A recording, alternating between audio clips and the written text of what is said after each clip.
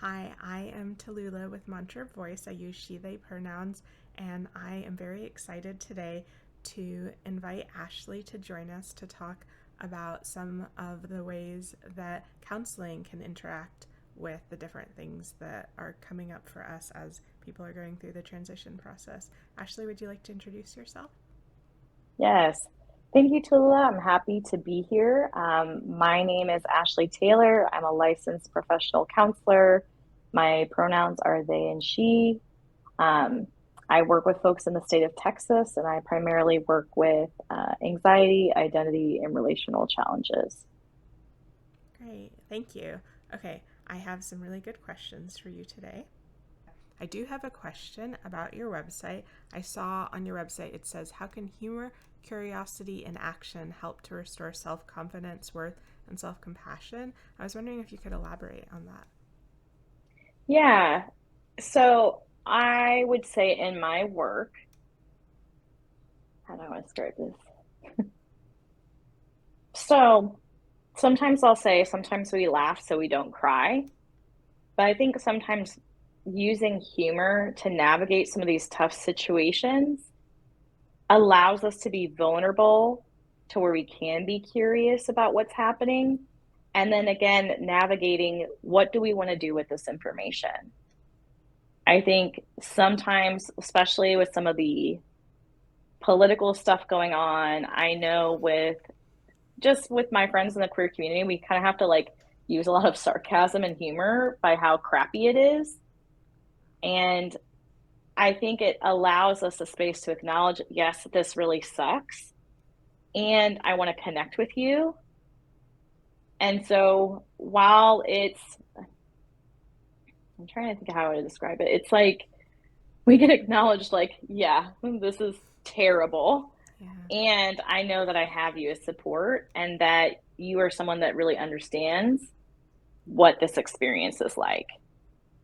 And I think, again, utilizing that humor can kind of be a softer way of beginning to navigate some tough stuff, bringing in some of that curiosity, bringing in some of that softness that, again, we get to, decide what we do with the information.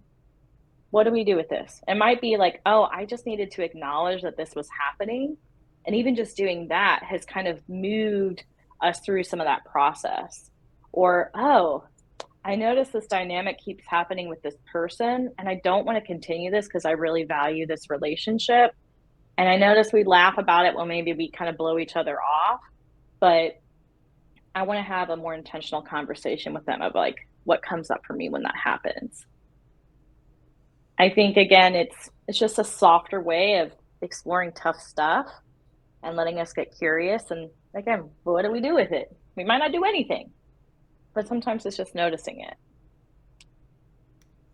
I love using humor as a distraction when we're uncomfortable in that moment, and all of a sudden there's just something else that we're thinking about. We can be more likely to be able to do that exercise that initially had this feeling that made it more challenging.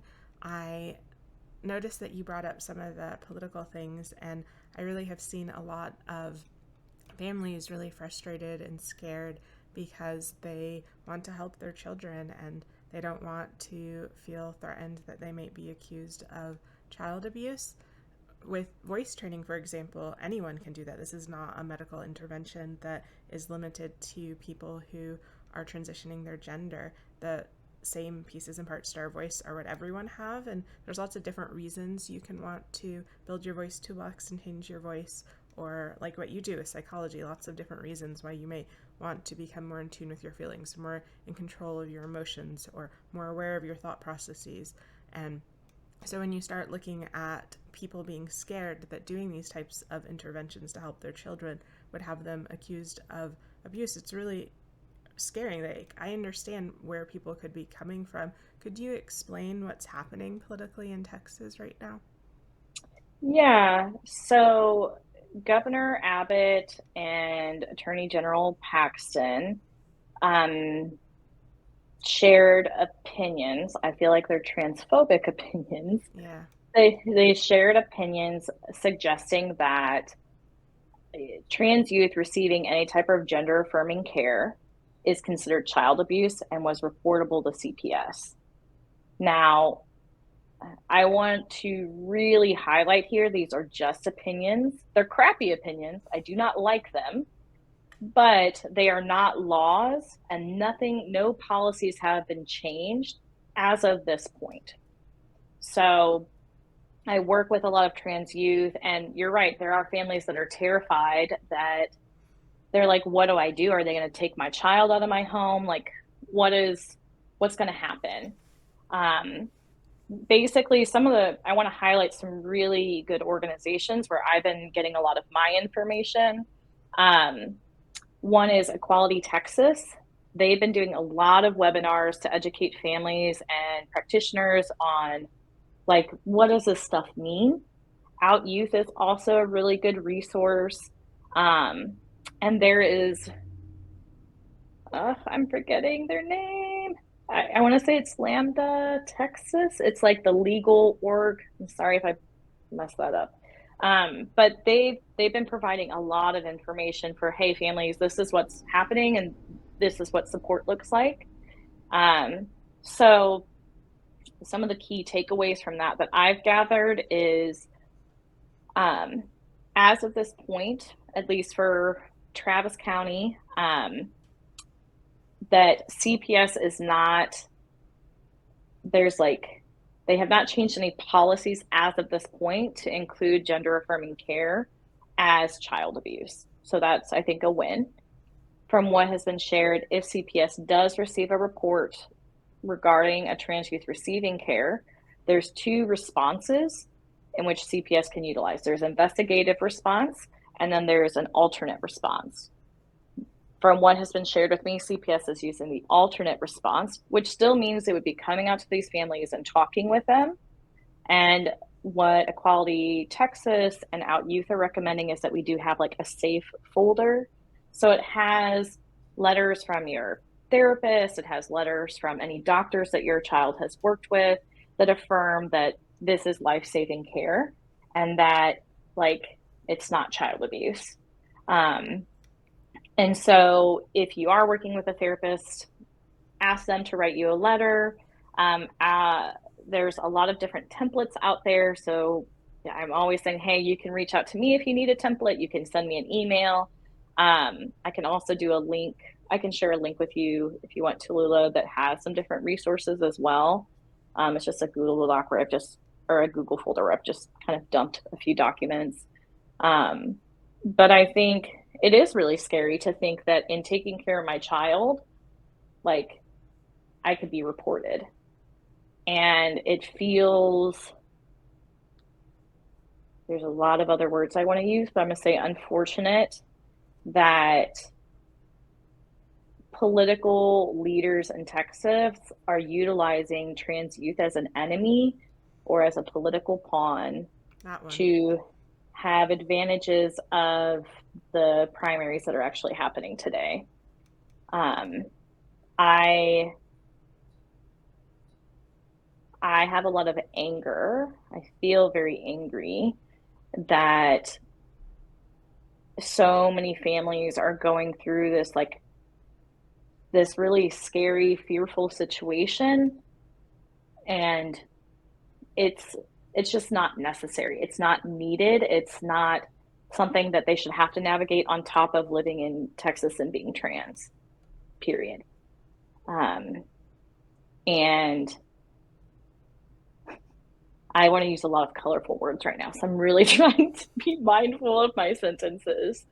I think if you are an ally, just, sharing with those, the trans youth that you work with, that, like, you do support them, that you're there to help any way that you can, and helping can look like writing a letter of support. Whether there's therapists and doctors options, but there's also, like, if you're a neighbor, if you're a family friend, you can write letters and support that can go into that safety folder. Also, utilizing your option to vote, like, get out there and vote and do things that encourage leaders that are promoting of trans youth are in office and not ones that are trying to tear them apart. So I think that's all I can say right now. I don't know if that, I'm trying to think if there's anything I've missed. I guess, lastly too, like donate to organizations that are protecting trans youth.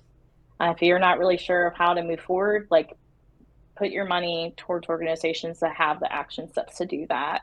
Like I said, there's a few that I've utilized a lot: Out Youth, Quality Texas, Lambda Texas, the legal one. Ugh, I know I should know it.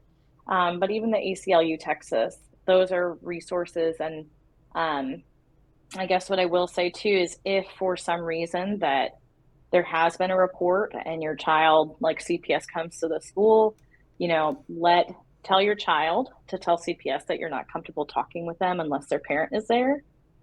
And if you are the parent, get connected with ACLU Texas, get connected if you have a lawyer that you would prefer, just as a method of protection for you and your family. There are so many different pieces here. I love that you are starting to list some resources, and I will make sure to include a link below for everyone who wants to look farther into finding resources for themselves or others. This is very confusing for me. I think one of the reasons I really like the work that I do is because it can be life-saving care when you think about so many different aspects of our voice and communication we're using every day. When people get clocked, when somebody is viewed as they are, and then when their voice gets them viewed differently, that can be a safety concern, where somebody can threaten them or harm can happen to them because of somebody else's discrimination. Or just generally, the trans population is at much greater risk of suicide and attempting suicide. Something like 50%. The numbers vary, but it is extraordinarily high. And so when you look at the community support and access to medical care that can be life-saving, trans youth are the most likely to actually attempt suicide among this population of transgendered people, who are much higher than the general population to experience suicidal thoughts. And that's because of some of this discrimination in our society. So I'm really confused why politicians who are elected to serve and protect us would be suggesting that providing these life-saving types of care would be child abuse. Yeah, I agree. There's a lot of aspects to me of like these political leaders picking the most vulnerable. Like if we look statistically, like Texas children welfare in the US is like one of the lowest. It like is always in a tie, I think, with like Mississippi, of like being number 49 in child welfare. So, ooh, yikes, this isn't going to help it. The other thing too, just like you said, statistically, trans youth have a higher rate of suicide, of self-harm, of anxiety, of depression. There's a lot of pieces that go into not, like, for me, if I knew the words when I was younger, like not really feeling like I knew who I was and feeling uncomfortable on a day-to-day basis, but not really being able to, like, for me, I wasn't able to name it. What's so amazing is that a lot of the folks I work with now, like they're able to use a lot of curiosity around their gender and put names to things that I didn't have. And so the idea of all this like progress that these folks have made and taking that away is infuriating to me. And I think that I need to breathe. I'm sorry. Thank you for talking about this difficult subject. I really appreciate it. I just think that it's just so important to, if you are an ally, like we need you to show up. We need you to show up today. We need you to show up yesterday. We need you to show up a week from now. And so what trans youth see is action. Your words only go so far. Yes, they are important. I want you telling them how much you support them. I want you telling them what you're doing. I want them to know that people are rallying for them. And so, like I said, if you're getting out and voting, if you're putting your money towards organizations that are supporting this, if you're writing letters of support, like do the things that I don't know. For me, I'm like, get action oriented. You can only share so much on social media. Yeah, that's part of it, but there's other steps and it's happening now.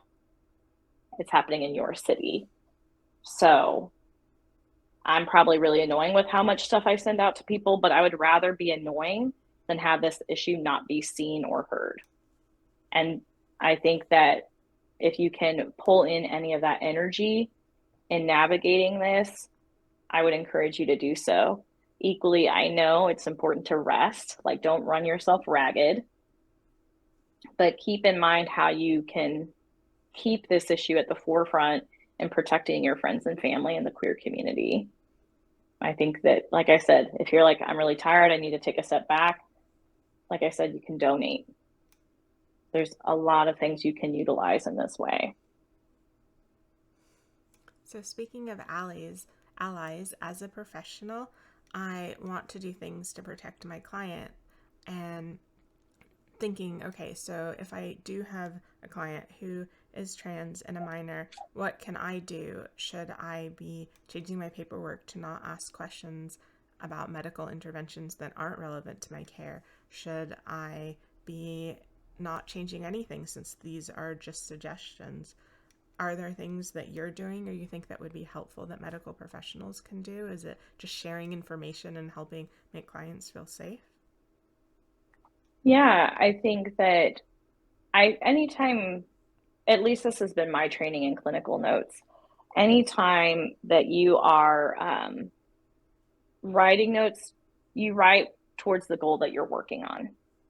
And so I think in your role, in my role, like we get a lot of information. And so we have the privilege of sorting through that and saying what is relevant towards the goal that we're working on. There's probably a lot of information you receive from your clients that gives you like the full perspective of who they are and all the different elements of make them who they are or foster who they are. But clinically on your notes, it's like, what's the need to know? And when I'm looking at clinical documentation, like I am a more minimal note taker. Like my notes are really only to remind me what's going on. And there's a lot of information that's like relevant in the sense of like having a full picture of what my client's working through. But there might be 3 sentences that pinpoint this is the goal that we're working towards, this is what we've seen. Like I really don't try to write, and not that that's what you're asking, but I don't write a lot in my notes because like I said, they are just reminders to me, and it's only clinically what is need to know. I think when we also like, how do we be an ally in our work? I mean, I think it's also putting an inclusive policy statement on our website or in our notes, or not in our notes, I'm sorry, in our consent paperwork. It might be eliminating questions that, like asking yourself, is this relevant to care?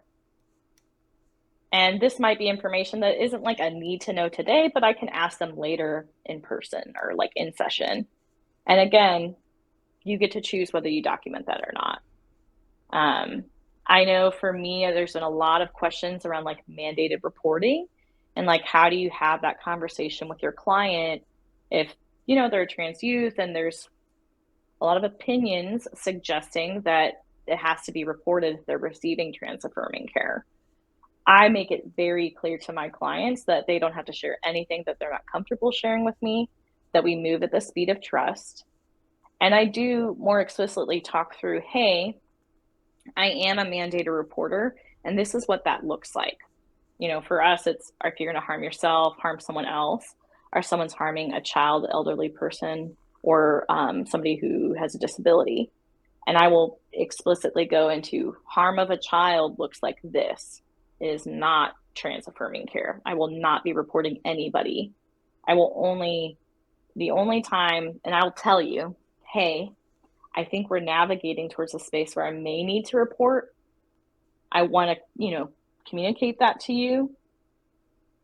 But you receiving trans affirming care is not something that I will report. I'm not, sorry. We have an ethical duty that outweighs this aspect of it. I will report any other situation where I feel like a child may be harmed. But trans affirming care is not one of them.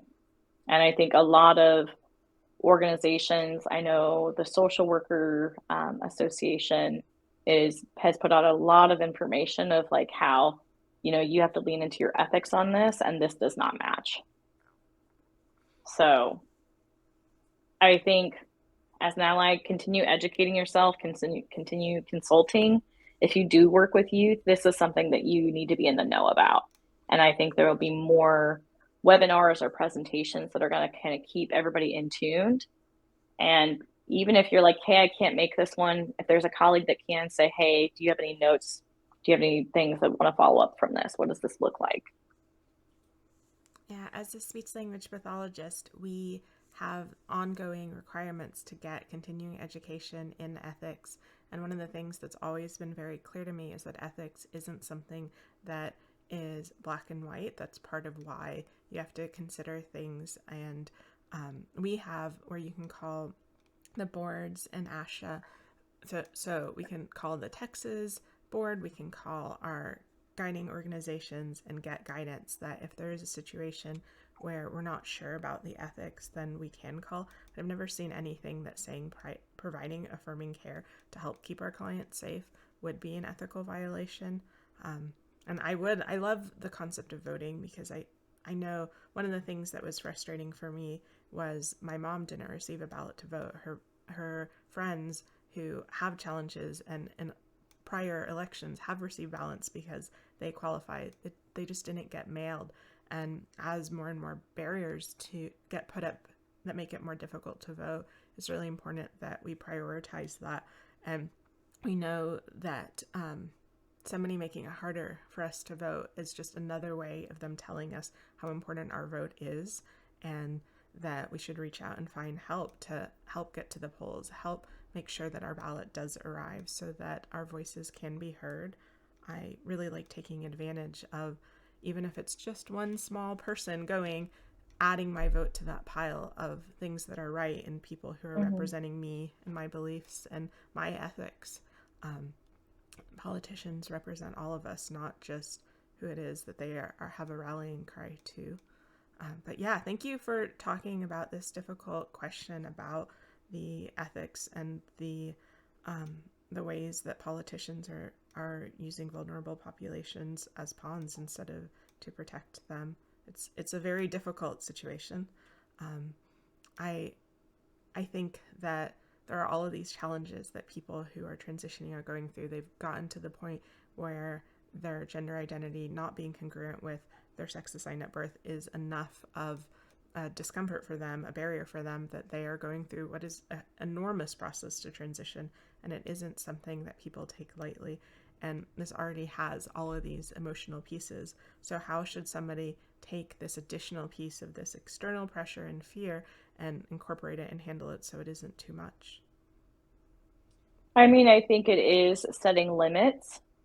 Sometimes I'm like, hey, you can only look at 30 minutes of news a day or an hour, whatever it is. So you can break it up and do, something at 9 a.m. and at 6 p.m., but don't, limit the time that you're being exposed to this information and being exposed to like stuff on social media. I think that's really important. While it's awesome that we have so much technology to have access to all the information, it can be really overwhelming and really triggering. And so I think it's being mindful of incorporating ways that you take care of yourself. Like some may say self-soothe, self-care. It's going to be maybe limiting that news intake. It's going to be saying to friends and family, hey, I appreciate you sharing this with me. I'm not in the space to talk about this right now. It can be, hey, I've already allotted my hour to the news. Can we touch base on this tomorrow? It can also be making sure you're connected to community that is supportive to you. And I realize that I want to say in some ways it's a privilege too to have friends and family that are supportive of your gender and are supportive of who you are. That's a pretty lucky thing to have. And so if you do not have that immediate community of support in your family and your friendships, like I want to say, like, go online, find other communities of support. There are people who support you. Um, and just remembering, like, you know, you being who you are is important. It's valid. You matter. Like, there are people that love and care about you, and there's people that's cheering you on, even if you don't know them. And so again, I know for me, community is so important. And so if it's getting connected to community, if it's self-soothing, if it's setting limits, I would say getting out in nature is really great. There's a concept, I think I want to say in Japan, it's called like nature baths, where you just get outside and you're out in nature for 30 minutes to an hour, and you're just with yourself in the natural rhythm of being outside.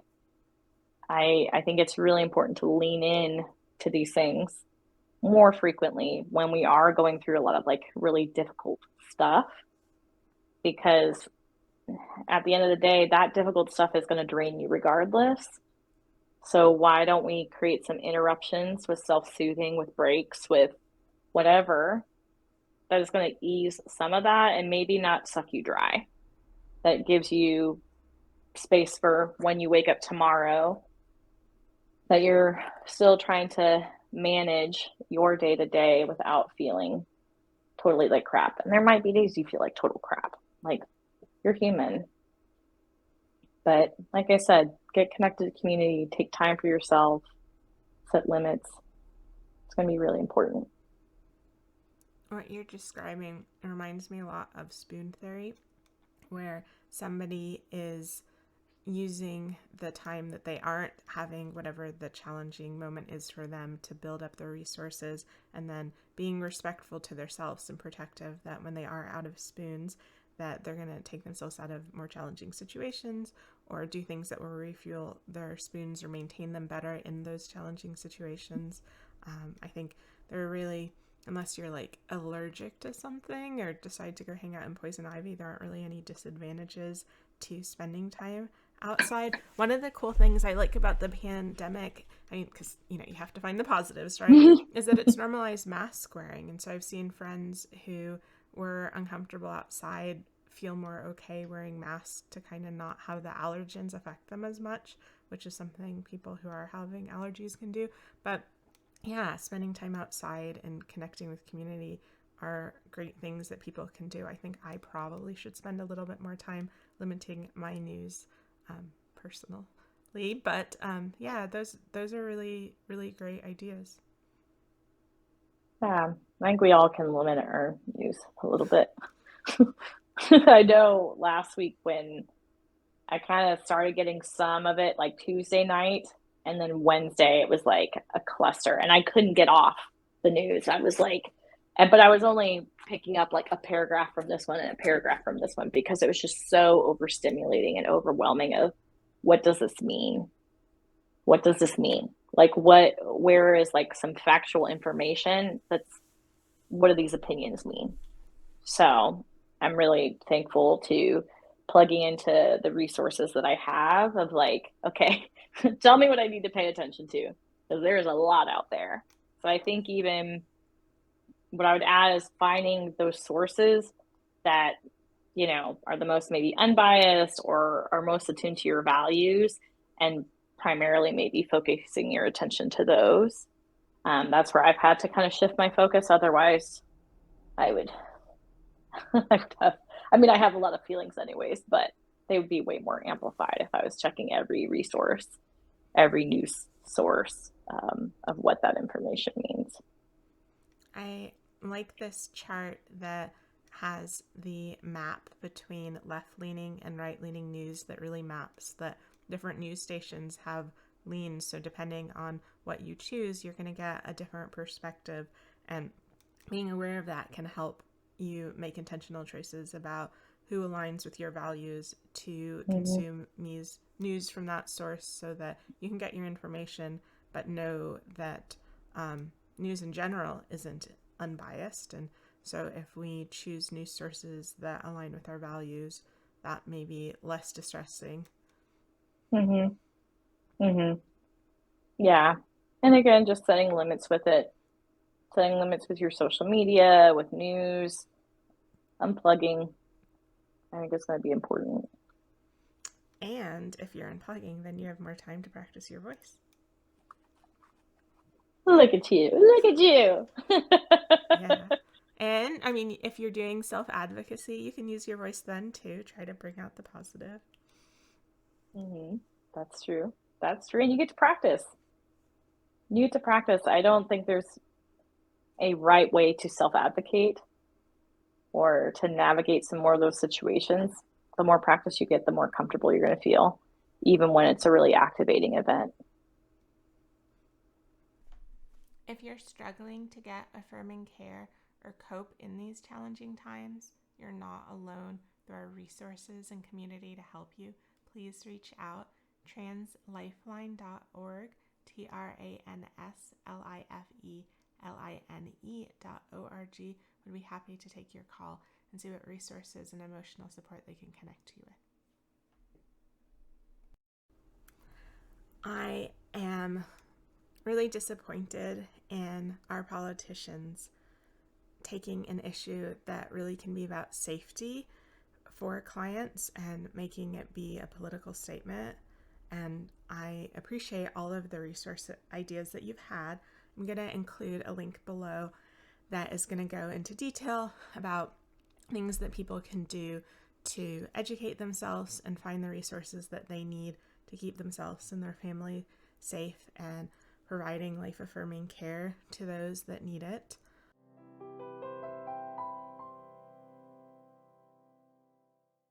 And I would absolutely love to help you with your voice. If you want to reach out at mantravoice.com, that is mantravoice.com. I look forward to helping you find your best voice.